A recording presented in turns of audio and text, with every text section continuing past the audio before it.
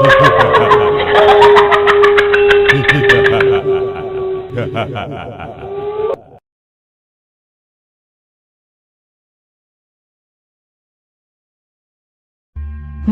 কোনো অন্ত নেই।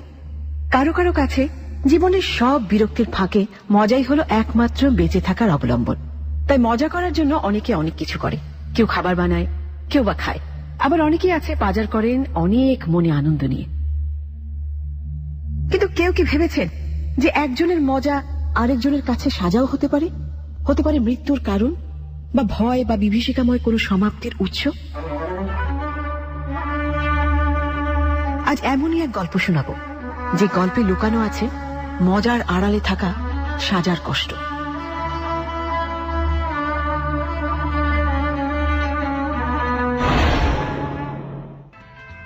আইডিয়া, হঠাৎ ডিনারের প্ল্যান করি। ওয়ান ডিশ, তোরা সবাই আমাদের বাসায় আয়, তারপর ওদের আড্ডায় রেখে আমরা বের হলাম ঘন্টা দুয়েকের জন্য। কি বলিস? That's a good idea. আমি অবশ্য আড্ডা দিতে গেলে বউ মাইন্ড করে না, বাট সবাই তো আর শেলির মতো না। শোন, কেউ কারো মতো না, আবার দরকারও নেই, তাই একটা রিচ প্ল্যান। ফোন রেখে আবার কম্পিউটারের দিকে চোখ ফেরালো রকি, কিন্তু আর মনোযোগ দিতে পারছে না এই গেমে। সে কত বছর আগে একবার গিয়েছিল এই উৎসবে, চারুকলার বকুলতলা। এ কয় বছরে ফিরেও দেখা হয়নি আর। কেন যে হয়নি সেটাই জানে না। ধ্যাৎ, এইসব আড্ডা ফাড্ডা আর ভালো লাগে না রকির। অফিস থেকে এসে এক কাপ চা খেয়ে গেম খেলতেই বেশি মজা এখন আবার বের হওরে, কিছু কেনরে, কত ঝামেলা। আর মিথিলাও রাগ করতে পারে এখন যদি বাইরে যাওয়ার কথা বলে। কিন্তু বন্ধুরা এতদিন পরে আসবে, ইস কত দিন, অলমোস্ট 10 বছর না গেলে কেমন দেখে না। রকি ভাবছে, না থাক, মিথিলাকে বলেই দিই, দেখি তো কি রিয়াক্ট করে। যদি বেশি রাগ করে তাহলে রকি যাবে না বলেই সিদ্ধান্ত নিয়ে নিল। বাকিটা উপরওয়ালার ইচ্ছা। কিন্তু মাঝে মাঝে আরো অনেকের ইচ্ছাই নিজের ইচ্ছাতে পরিণত হয়। সেটা হয়তো রকির অবচেতন মন জানতে চেয়েছিল, তাই তার জন্য অপেক্ষা করছিল ভয়ঙ্কর এক রাত, বেশ ভয়ঙ্কর।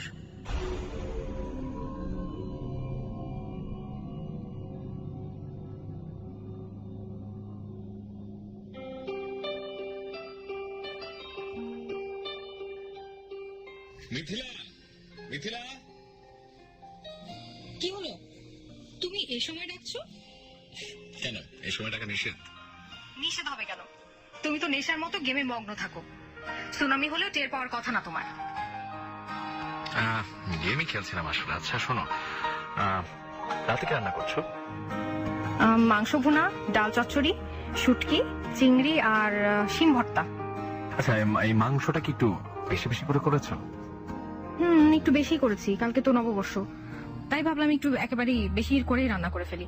কেন বলো তো, কি হয়েছে? কেউ আসবে? ওয়েল, আসবে না, আমরা যাব। কোথায়? আর বলো না, তপন ফিরেছে বিদেশ থেকে। মিলু, নয়ন, সুজন আর মানিক আজকে হুট করে একটা ওয়ান ডিশ পার্টি করতে যাচ্ছে সুজনের বাসায়। আমি অবশ্য বলেছি তুমি না পারলে আমি যাবো না। কি বলছো কি তুমি?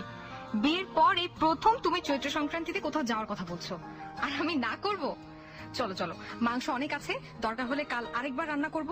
আর এমনিতেও কখনো ওই ভাবিদের সাথে আমার মন খুলে একটু আড্ডাও দেওয়া হয়নি। ওকে, শিওর। অবশ্যই। আচ্ছা বলো তো, আমরা কখনো পয়লা বৈশাখে বের হয়েছি? কখনো না। তোমার খালি ঘুম পায় ওই দিন। আসলে এমন কিছু না। আচ্ছা ঠিক আছে, তুমি তৈরি হয়ে নাও, আমিও রেডি হয়ে নিচ্ছি। হচ্ছে ঘন্টাখানেক? ঘন্টাখানেক, নট মোর দ্যান দ্যাট। আচ্ছা ঠিক আছে।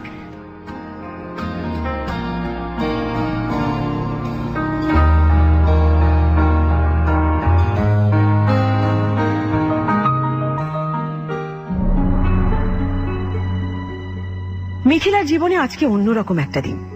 রকির সাথে ওর বিয়ে হয় 4 বছর আগে, জানুয়ারি মাসে। একবারও রকি কখনোই চৈত্র সংক্রান্তি বা পহেলা বৈশাখে বের হওয়ার কথা একবারও বলেনি। সারাদিন ঘুমিয়ে কাটিয়ে দেয়াই রকির একমাত্র কাজ। এই প্রথম নিজে থেকে বাইরে যাওয়ার কথা বলল রকি। মিথিলার মনটা বেশ ভালো হয়ে গেল। এ যেন মেঘনা চাইতেই বৃষ্টি।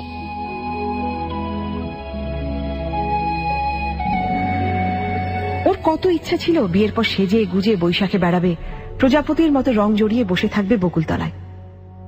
আর তার কিনা বিয়ে হলো রকির মতো বেরসিক এক মানুষের সাথে। ছুটির দিনে হাত পা ছড়িয়ে ঘুমায়, সব কিছুতেই আলসেমি, একগুয়েমি। মনে মনে রকির বন্ধুদের 1000 বার ধন্যবাদ দিয়ে দিল মিথিলা। এবার তৈরি হতে হয়। মাংস যা রান্না করা আছে তাতে অনায়াসে 12 জনের হওয়ার মতো, আর নিশ্চয়ই আরো অনেক আইটেম থাকবে। অতএব নো টেনশন। মুচকি হেসে আলমারি থেকে 4 বছর আগে কেনা লাল পাড় সাদা শাড়িটা বের করলো। বন্ধুদের আড্ডা সুন্দর করে তো সাজা যায়। মিথিলা আসলে অনেক খুশি আজকের আয়োজনে।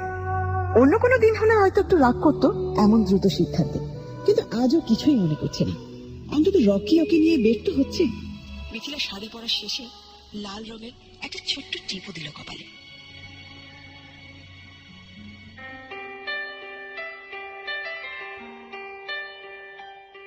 শেলি, শুনছো? হ্যাঁ শুনছি তো, বলো। আজ যদি শর্ট নোটিসে একটা আড্ডা হয় মাইন্ড করবে? কি ব্যাপার বলো তো, কে আসবে?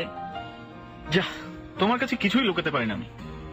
লুকিয়ে লাভ কি বলো, ধরা তো পড়তেই হবে। ঠিক তাই। এখন বলো কি হয়েছে। আমাদের বন্ধু তপন 9 বছর পর দেশে ফিরেছে। আমাদের বাসায় ছোট্ট একটা গেট টুগেদার করতে চাই। কবে করতে চাও? মানে আজকে। তোমার মাথা খারাপ? আজকে? অসম্ভব। আমি তেমন কিছুই রান্না করিনি। সে বহুদিন আগে কেনা একটা ইলিশ রান্না করেছে শুধু। তুমি তো আবার এই সিজনে ইলিশ কেন না? এই সিজনে ইলিশ না, জাটকা পাওয়া যায়। আর বাই দ্য ওয়ে, জাটকা খাওয়া অনুচিত। আচ্ছা আচ্ছা, এখন কি আমরা ইলিশ নিয়ে আলাপ করবো নাকি আড্ডা নিয়ে? শোনো, আড্ডা নিয়ে চিন্তা নেই, ওয়ান ডিশ পার্টি হচ্ছে। একটু আগে রকি ফোন করে জানালো ও মাংস আনছে। সুজন আর শায়লা আনবে সর্ষে। তোমার তো ইলিশ করাই আছে। আচ্ছা আচ্ছা, আমি ভাত, আলু ভর্তা আর শিম ভর্তা দিচ্ছি। নো চিন্তা, আমার মনে হয় না। তুমি খালি তৈরি হই না। তা ঠিক আছে, তবে বলো তো, এত বছরে আমি কখনো শুনিনি তোমরা এভাবে দল বেঁধে আড্ডা দিচ্ছ। বিশেষ করে রকি তো কখনোই আসে না তোমাদের আড্ডায়। এবার কি মনে করে? শোনো, ব্যাটে বলে মিলে না, আজ মিলে গেল। আচ্ছা ভালো কথা, বাচ্চারা কি করে? এখন খেলছে, সবার সাথে খেয়ে শুয়ে পড়বে, নো প্রবলেম। ওকে, তুমি তাহলে রেডি হয়ে নাও, 9টা নাগাদ সবাই আসবে। ও, ততক্ষণে সব হয়ে যাবে।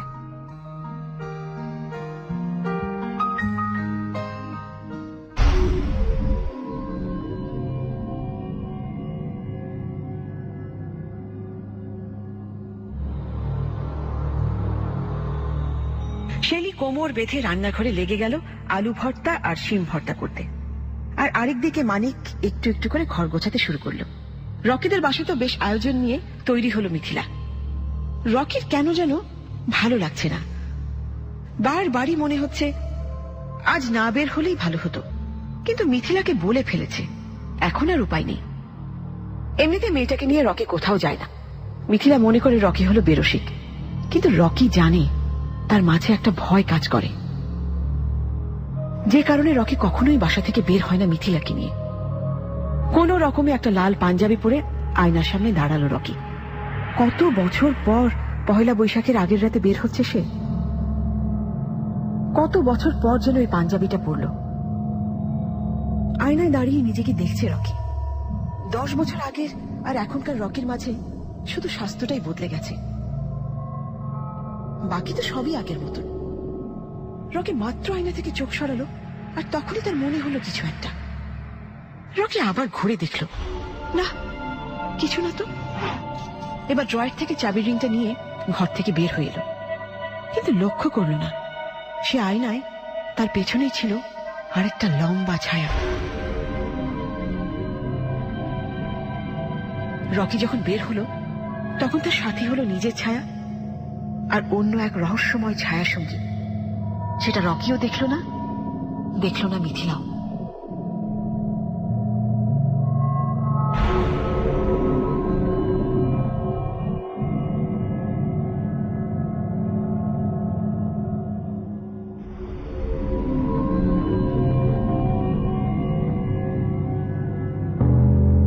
সিট বেল্ট বাঁধো মিথিলা। শাড়ির ভাঁজ নষ্ট হয়ে যাবে তো। Whatever, please seat belt বাঁধো। আজকে রাস্তায় এমনিতে অনেক জ্যাম, হঠাৎ ব্রেক করতে হতে পারে, রিস্ক নিয়ে কি লাভ। অল রাইট, আর প্লিজ তুমি দরজা লক করো। আচ্ছা, কেমন লাগছে তা তো বললাম না। তোমাকে সবসময় সুন্দর লাগে, বলা হয় না এই আর কি। সব সময় বলার দরকারও নাই, কিন্তু মাঝে মাঝে অকেশনালি তো বলতে পারো, ভালো লাগে। এটা কি ছিল, অভিমান না অভিযোগ? কোনোটাই না, তোমার স্বভাবে আমি অভ্যস্ত। তুমি যে নিজের চারপাশে ব্যারিয়ার তৈরি করে রাখো তা আমি বেশ বুঝি। আচ্ছা, ব্যাপারটা কিন্তু আসলে তা না। দেখো, আমি যে বুঝি না তা না, আমি সবই বুঝি, কিন্তু ঘ্যান ঘ্যান করতে আমার ভালো লাগে না। আর তুমি বলো তো, তোমার জীবনের সব কথা কি তুমি আমাকে বলেছো? এই যে তোমার অবর্ণনীয় আলসেমি, নিষ্পৃহতা, এটা যে অকারণে না সেটা আমি ঠিকই বুঝি, কিন্তু আমি চাই তুমি নিজে থেকে আমাকে বলো তোমার সব কথা। দেখো, তুমি ওভার এস্টিমেট করছো, তেমন কিছুই না, ট্রাস্ট মি। ঠিক আছে, তুমি যদি মনে করো কিছু না তাহলে কিছুই না। শোনো, আরেকটা কথা। রকি, সামনে!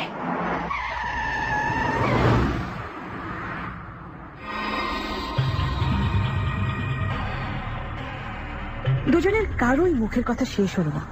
রকির গাড়ির ঠিক সামনে চলে এসেছে কেউ একজন। আরেকটু হলে চাপা পড়তো এমন অবস্থা। লোকটা একজন ফেরিওয়ালা, তার হাতে রং বেরঙা ভুভুজেনা। রকি চমকে উঠল, এই ভুভুজেনা বিক্রেতাকে তার সামনে আসতে হলো। হঠাৎ চেহারা সাদা হয়ে গেল রকি।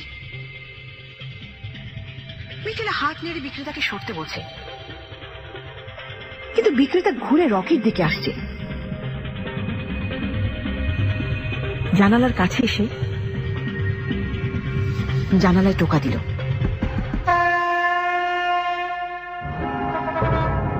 কি বুবুজেলা নেবেন স্যার?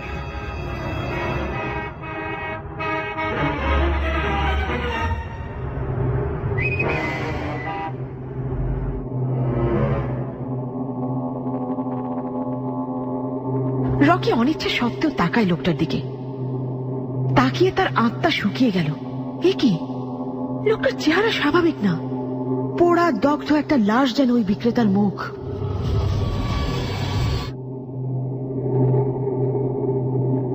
রকি অ্যাক্সিলারেটরে চাপ দিল, এক টানে সিগন্যাল ভেঙে এগিয়ে গেল সামনে। মুখটা ধুক ধুক করছে। না, আজকে ওর বের হওয়া উচিত হয়নি, একদম না।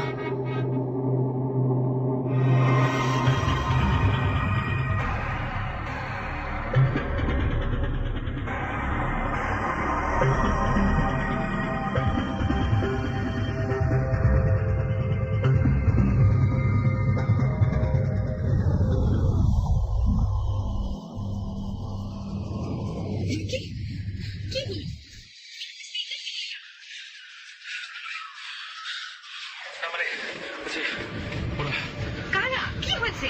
কি দেখে ভয় পেলে? ভয় পাইনি, মানে মানে এই ধরনের বিক্রেতারা হাইজ্যাকার হয় আজকাল। কি যে বলো, ওর তো দুই হাতেই ভুজেলা ছিল। আমি তো একটা কিনতে চেয়েছিলাম। তুমি কি একটা বাচ্চা? এত রিয়াক্ট কেন করছো? আশ্চর্য। দেখো, সরি, এই গাড়ির সামনে হুট করে চলে আসতে আমি একটু ভড়কে গিয়েছিলাম আর কি। তুমি রীতিমতো ভয় পেয়েছো। না না, একটু অন্যমনস্ক হয়ে গিয়েছিলাম, দ্যাটস ইট। আচ্ছা ঠিক আছে, এখন তো একটু স্পিড কমাও। মনে আছে তো, উত্তরাতে যাওয়ার পথে বনানী থেকে সুজন ভাই আর শায়লা ভাবিকেও নিতে হবে, ওনাদের ড্রাইভার ছুটিতে। হ্যাঁ মনে আছে, সামনে ডানে ঢুকছে। তুমি একটু সাবধানে গাড়ি চালাও প্লিজ, আজকে এমনিতেই রাস্তায় অনেক ভিড়। Sure, thanks Mithila.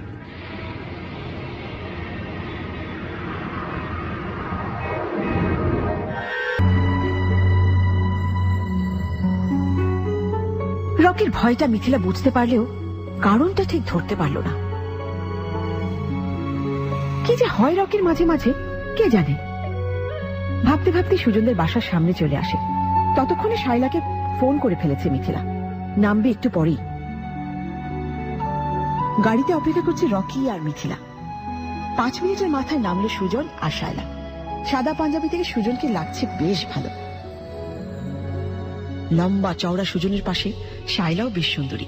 সাদা রঙের শাড়ি আর সবুজ রঙের ব্লাউজে চমৎকার দেখাচ্ছে শায়লাকে। 1 মিনিটের জন্য রকি ভুলে গেল ভুতুরে ফেরিওয়ালার কথা। কতদিন পর বন্ধুর সাথে দেখা। আসলে বন্ধুত্বে কোনো ফাটল ধরে না কখনোই,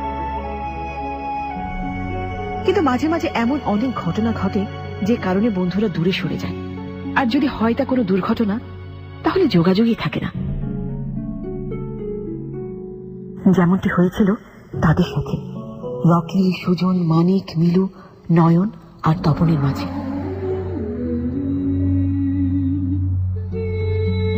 সুজনের গাড়ির কাছাকাছি আসতেই সামনে চলে এলো বড় একটা ভিড়।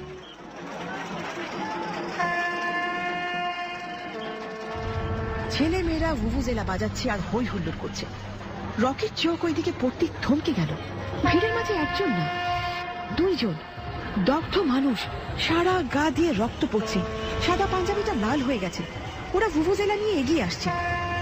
রকি সিটের সাথে একদম সেটে গেল। ভয়ে ওর গলা দিয়ে কোনো আওয়াজও আসছে না। পাশেই মিথিলা, কিন্তু মিথিলাকে কিছুই দেখতে পাচ্ছে না। রকি ভয়ে ভয়ে তাকিয়ে আছে ওদের দিকে। ওরা আসছে, আজ রকির কাছে ওরা আসবেই।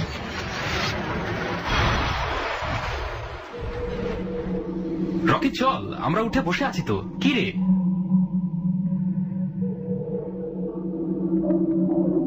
সুজনের ডাকে ঘোর ভাঙল রকির। সুজনের ডাকে গায়েব হয়ে গেল জিন্দা লাশগুলো। রকি শ্বাস নিল লম্বা একটা, তারপর গাড়ি স্টার্ট করলো।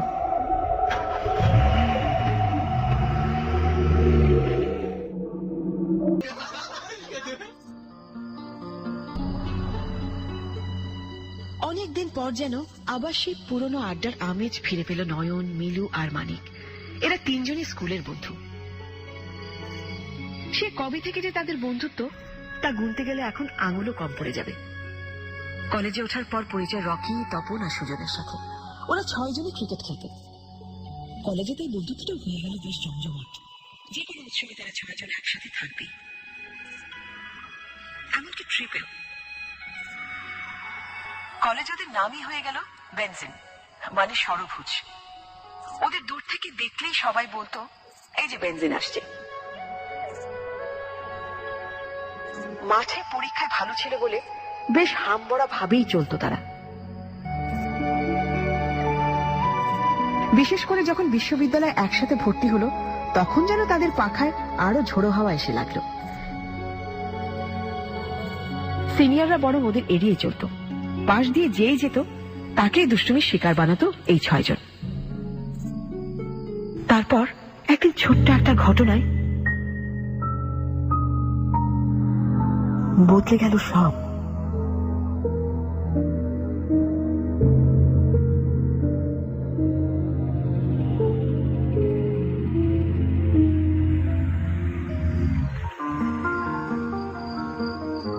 আসলি তাহলে তো?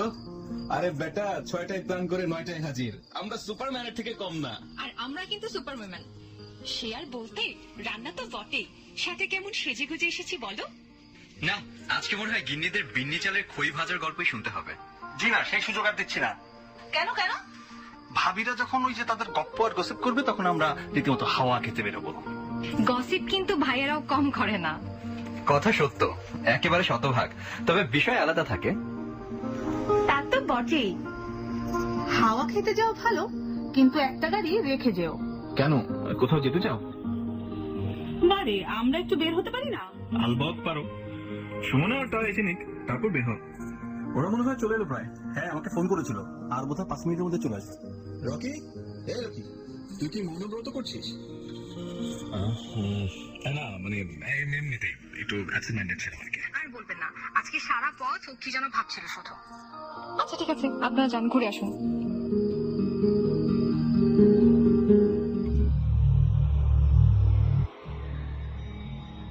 রকির কোনো আড্ডাতেই মন নেই। কেবলই মনে হচ্ছে এত বছর পর বের হয়ে ভীষণ ভুল হয়ে গেল। আজ রাতে নিশ্চয়ই কোনো অঘটন ঘটবে, অথবা সেই 10 বছর আগের বিভীষিকা প্রতিশোধ নেবে। আর সেই মূল নায়ক মানে তপন। ওদিকে বিশাল আড্ডা জমিয়ে ফেলেছে মানিক, মিলু, সুজন, নয়ন। আরেকদিকে শায়লা, মিথিলা, শেলি, টয়া আর সুমনাও বেশ গল্পে মশগুল হয়ে গেছে। এদের মাঝে টয়া একেবারেই নতুন বউ। বাকিদেরও যে খুব দেখা হয়েছে তা না, কারণ ম্যারেজ ডে হলে দেখা, না হলে নাই। বিশেষ করে বাকি সব অনুষ্ঠানে শুধু যাওয়ার জন্য এতদিন উপস্থিত হয়েছে, তা না হলে বাসা থেকেই বের হতে চায় না সে।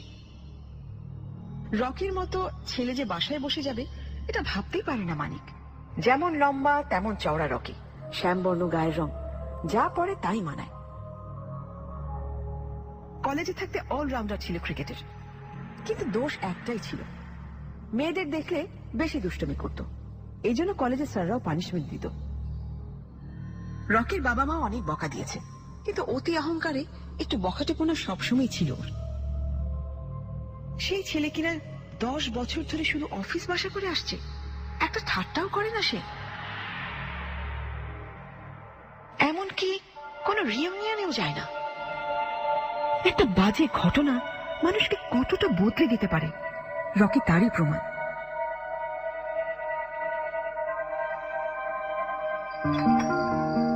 এইবার মনে হয় এলেন তপন সাহেব। দাঁড়া, দরজা খুলে আসি।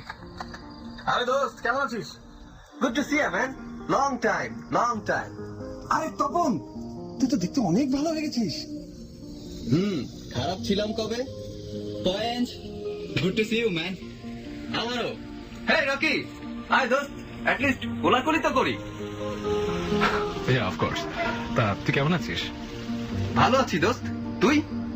ভালো। রেগে আছিস এখনো? না, যা কি যে বলিস, দোজ আর বাইগনস।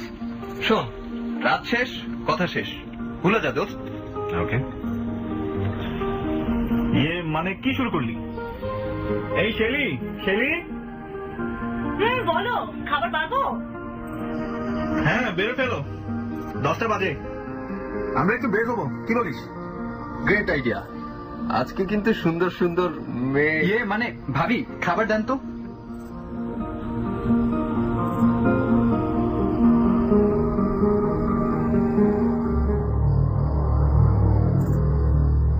তপন একদম আগের মতোই আছে। বুঝতে পেরে ওকে চট করে থামিয়ে দিল নয়ন। এই বয়সেও তপন যে মেয়েদের নিয়ে মশকরা করে ভাবতে অবাক হয়ে গেল মানিকও। রকি শুধু ভাবলে সে যেন ও জানতো এমন একটা কিছু হবে। ওদিকে শেলি, মিথিলা সবাই মিলে খাবার সাজিয়ে ফেললো। অল্প সময় বেশ ভালোই আয়োজন করে ফেলেছে তারা। শুধু নিজেই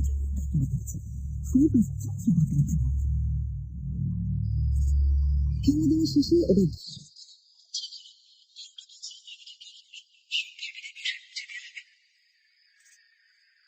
এর মাঝে মিথিলা আর সুমনা থেকে যাবে মানিকের বাসায়। তারপর একেবারে সকালে ফিরবে তারা। আর এখন ওরা 6 জন যাবে শাহবাগে। যেই ভাবা সেই কাজ, ওরা বেশ আয়োজন করেই বের হলো। সবার গায়ে পাঞ্জাবি, গাড়ি চালাচ্ছে মানিক, পাশে রকি, পেছনে মিলু, তপন, সুজন আর নয়ন চাপাচাপি করে বসলো। রকি আগের মতোই থম মেরে বসে আছে, কিছুতেই রাস্তার ঘটনা ভুলতে পারছে না সে। বৈশাখের আগের দিন বলে রাস্তায় এখনো বেশ ভিড়। আর ঠিক তখনই মানিক নিল ছোট্ট একটা সিদ্ধান্ত।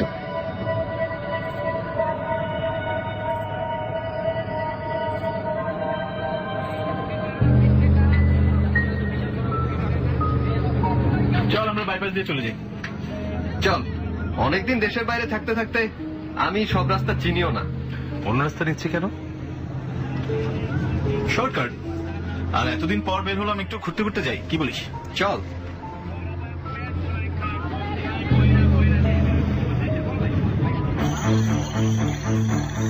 হঠাৎই প্রধান সড়ক ছেড়ে অন্ধকার একটি রাস্তায় ঢুকে গেল ওরা। চারপাশে জংলা আর ঝিঁঝে পোকা। কিছুক্ষণ পরপর শুধু কয়েকটা বাস ওদের পাশ দিয়ে চলে যাচ্ছে, তারপর আবার শুনশান। আর ঠিক তখনই বেশ তীব্র একটা আওয়াজ এলো ওদের কানে। কেমন যেন পরিচিত, আবার ঠিক পরিচিতও না। রকির মুখ দিয়ে শুধু বের হলো ভুভুজেলা। এবার ধুম করে ওদের সামনে পড়লো একটা সাদা মূর্তি। অর্ধ গলিত পোড়া একটা মুখ দেখা যাচ্ছে। গাড়ির বনেটের উপর বসে কুৎসিত ভাবে হেসে চলছে লাশটা।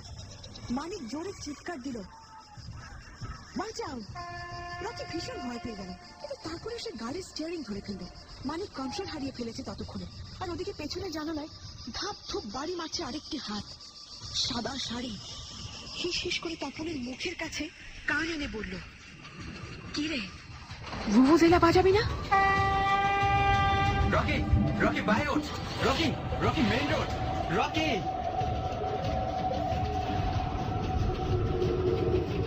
রকি কোনো মতে মানিকের হাত ধরে চালিয়ে মেইন রাস্তায় উঠে গেল। হঠাৎ করে সামনের দৃশ্যটা মিলিয়ে গেল। সবাই হাফ ছেড়ে বাঁচলো। মানিকের সম্বিত ফিরে এলো। ওরা থামলো একটা চায়ের দোকানে।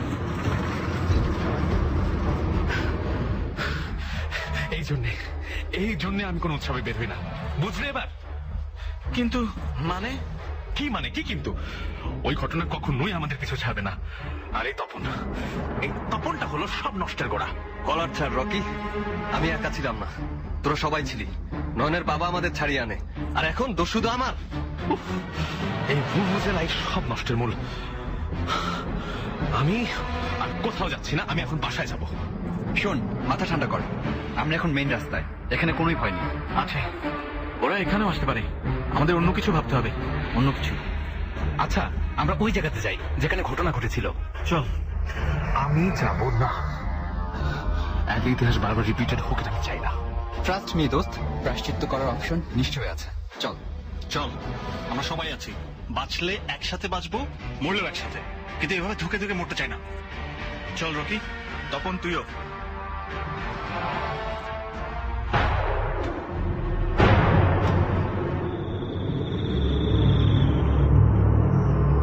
গাড়ি চলছে, ভেতরে সবাই থম মেরে বসে আছে। চোখের সামনে একই একে ভেসে উঠছে 10 বছর আগের সেই দৃশ্য।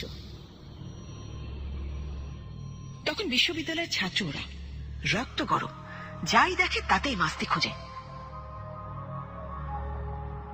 আর সে সময় হঠাৎ করে মার্কেটে এলো ভুভুজেলা নামের এক লম্বা বাঁশি। বাঁশি বললে ভুলই হবে, কারণ এমন কর্কশ আওয়াজ খুব কম বাদ্যযন্ত্রেরই হয়। 6 জনে ভুভুজেলা নিয়ে ক্লাস দাপিয়ে বেড়ায়, আর যাকে তাকে বিরক্ত করে, মেয়েদের উত্ত্যক্ত করে। আর সে সময় পহেলা বৈশাখে ঘটল ঘটনা।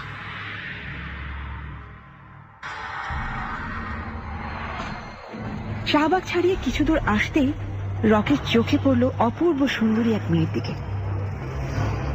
মেয়েটি ফার্স্ট ইয়ারে পড়ে, নামও জানে না। বারান্দায় দেখতো ক্লাসে আসা যাওয়ার সময়। সাথীর ছেলেটিকে চেনে, নাম ইমন, ওদেরই ব্যাচমেট। মেয়েটার সাথে হাতে হাত রেখে চলছে। তপনের যে কি হলো কে জানে, শব্দ করতে লাগলো ভুভুজেলা দিয়ে, আর ভিড় ঠেলে ক্রমশ এগিয়ে যেতে লাগলো ওদের কাছে, আর একটু কাছে। তপনের ঠিক পাশেই আছে রকি, সুজন, মিলু আর মানিক। এবার ঠিক কানের কাছে নিয়ে মেয়েটাকে বিরক্ত করতে লাগলো।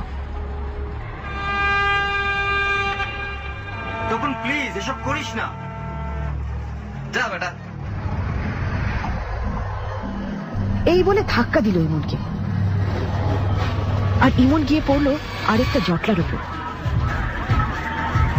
আর ঠিক তখন মেয়েটা এসে তপনকে মারলো এক চড়।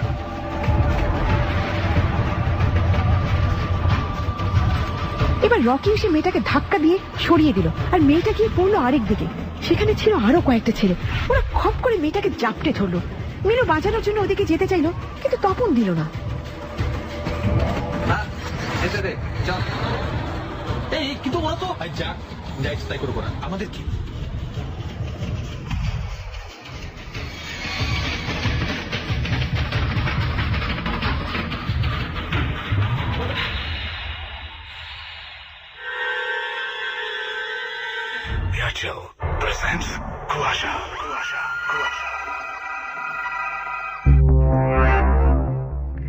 চলছে এয়ারটেল প্রেজেন্টস কুয়াশার সাথে আছে শারমিন, এবং শুনছি আজকের অদ্ভুত এক কাহিনী। যে কাহিনী আমাদের অনেক কিছুই মনে করিয়ে দিচ্ছে। তো যাই হোক, আমরা শুরুতেই দেখেছি যে একদল বন্ধু, তাদের 10 বছর পরে তারা একসঙ্গে সবাই একত্রিত হচ্ছে একটি আড্ডা, এবং সেই আড্ডাটি চৈত্র সংক্রান্তির রাতে। এবং শুরুতে দেখেছি একটা কাপল, মানে সেই বন্ধুদের মধ্যে এক কাপল আর একটা কাপলকে উঠিয়ে নিয়ে আরেক বাড়িতে যাবার আগে রাস্তায় একটা ঘটনা ঘটলো। এক ভুভুজেলা বিক্রি করছিল এক ফেরিওয়ালা, সেই ফেরিওয়ালা তাদের গাড়ির সামনে এসে পড়ে, এবং সেটা আমরা শুনেছি। কিন্তু তারপরে দেখি যে তারা যখন সবাই একসঙ্গে বের হলো, শুরুর থেকে মনে হচ্ছিল কিছু একটা আছে, কিছু একটা হবে। এবং আমরা যে ঘটনাটা দেখলাম যে 10 বছর আগে তারা যখন ইউনিভার্সিটিতে পড়তো একসঙ্গে, তখনই এই পয়লা বৈশাখের দিন কিছু একটা ঘটনা ঘটেছিল। যে ঘটনাটা কি ঘটেছিল যেটা কিন্তু আমরা এখনো জানি না, পুরোপুরি জানি না, আমরা আংশিক জানতে পেরেছি। আমরা একটু আগে শুনলাম সেই ঘটনাটি, যে তাদেরই সঙ্গে ফার্স্ট ইয়ারে পড়া একটি মেয়ে, এবং তাদেরই বন্ধু ছিল ব্যাচমেট ইমন, তার বান্ধবী তাকে নিয়ে একটি জঘন্য ঘটনা ঘটে যায়। তারা ঠাট্টা ফাজলামি করতে করতে একটা পর্যায়ে মেয়েটাকে ভিড়ের মধ্যে ধাক্কা দিয়ে ফেলে দিয়ে আসে একদল নরপশুর কাছে। তারপরে কি হয়েছিল সেটা আমরা জানি, সেটা জানবো আমরা পরের পর্বে। ছোট্ট একটা বিরতি নিয়ে, অর্থাৎ রাত 1টার বিরতির পর সরাসরি চলে যাব পরের পর্বে। আপনি আছেন ইয়াত্রা প্রেজেন্স কুয়াশায়, সাথে আছে আমি শারমিন, আর শুনছেন এবিসি রেডিও 89.2। আমাকে লিখবার ঠিকানা হচ্ছে যে কোনো মোবাইল থেকে 2221। এয়ারটেল প্রেজেন্টস কুয়াশা। 89.2 এয়ারটেল প্রেজেন্টস কুয়াশা।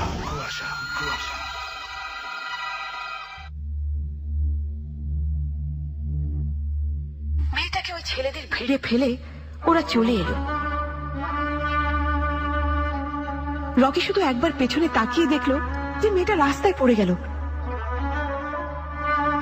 আর মেয়েটা গায়ের ওড়নাটা কেউ একজন ছুঁড়ে আরেক দিকে ফেলে দিল, আর ওইদিকে ইমন চিৎকার করছে আর সবাই ওকে মারছে,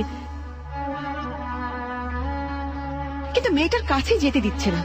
আর রকি তখন ভুভুজেলা বাজাতে বাজাতে ফিরে এলো নিজেদের বাসায়। আর পরদিন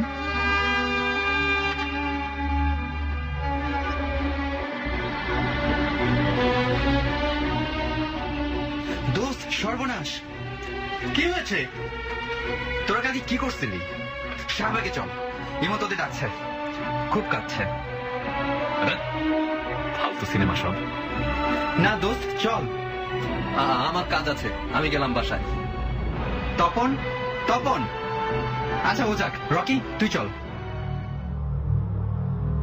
ওরা 5 জন দৌড়াতে দৌড়াতে সেই জায়গাটায় আসে যেখানে গতকাল মেয়েটা পড়েছিল। ওখানে ইমন দাঁড়ানো, ওর চোখ লাল, হাতে একটা পানির বোতল।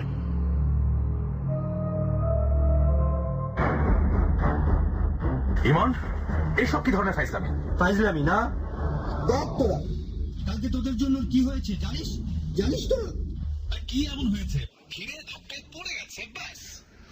না, ও রেপ্ট হয়েছে এই ভিড়ে, আমার চোখের সামনে। আমি কিছুই করতে পারিনি। তোরা ওকে ফেলে দিয়ে চলে গেলি, আর সেই সুযোগে জানোয়াররা। দেখ ইমন, মাথা ঠান্ডা কর। না, দেখ তোদের জীবন আমি দুঃস্বপ্নের করে দেব। দেখ, দেখ তোদের জীবন আমি দুঃস্বপ্নের করে দেব। না ইমন, না, দেখ।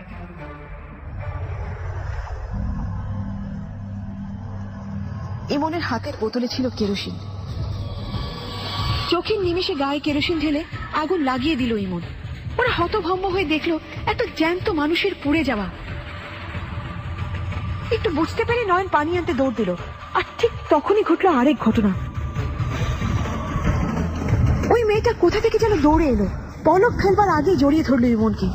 দুটো মানুষ চোখের সামনে পড়ছে, রকি পোকার মতো তাকিয়ে দেখছে, আর ওর হাতে এখনো সেই ভুভুজেলা। পরদিন পুলিশ ওদের জিজ্ঞাসাবাদের জন্য ধরে নিয়ে যায়। কিন্তু নয়নের প্রভাবশালী বাবা আর প্রমাণের অভাবে ওদের ছেড়ে দেয়া হয়। এরপর থেকে রকি আর স্বাভাবিক হতে পারেনি কোনোদিন, ছুঁয়েও দেখেনি ওই ভুভুজেলাকে।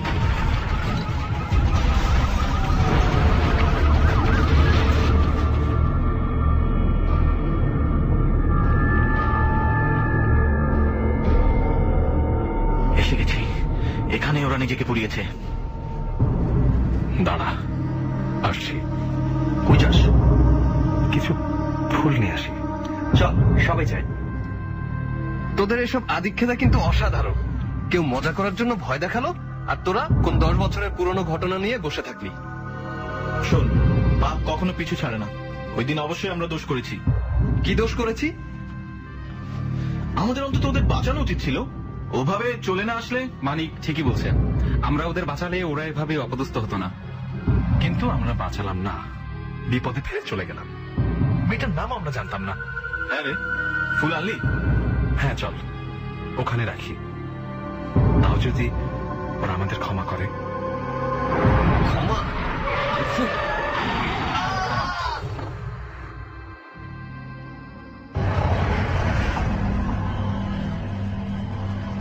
ওরা ফুল রাখার পরপরই তপনের চিৎকারে হঠাৎ তাকিয়ে দেখলো কোথা থেকে একটা বাস এসে ধাক্কা দিল তপনকে।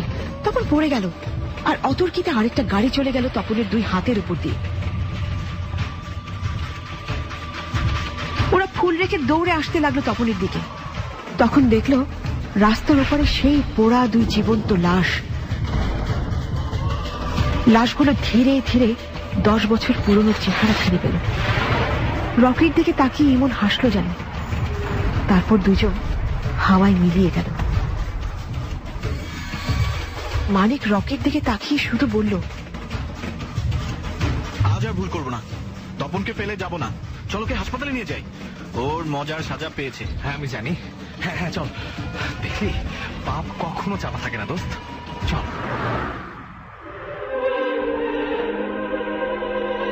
রাস্তার ধারে ফুলগুলো রইল। ওরা ধরাধরি করে তপনকে নিয়ে রওনা দিল হাসপাতাল।